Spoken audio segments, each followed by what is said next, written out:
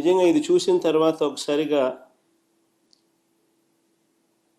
రాష్ట్ర ప్రజలకు అందరికీ కూడా, రైతన్నలందరికీ కూడా, మరీ ముఖ్యంగా రాయలసీమ, నెల్లూరు ఈ ప్రాంతాలకు సంబంధించిన రైతులకు నిజంగా చంద్రబాబు నాయుడు అనే వ్యక్తి ఒక విలన్ క్యారెక్టర్ కింద కనిపిస్తుంది.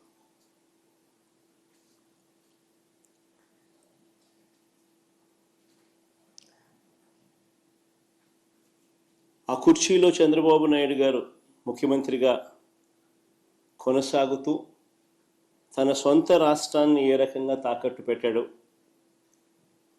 రాష్ట్ర ప్రజలను తన స్వార్థం కోసం ఏ రకంగా తాకట్టు పెడతా ఉన్నాడు అన్నదానికి రేవంత్ రెడ్డి స్టేట్మెంట్లు సాక్ష్యాలు.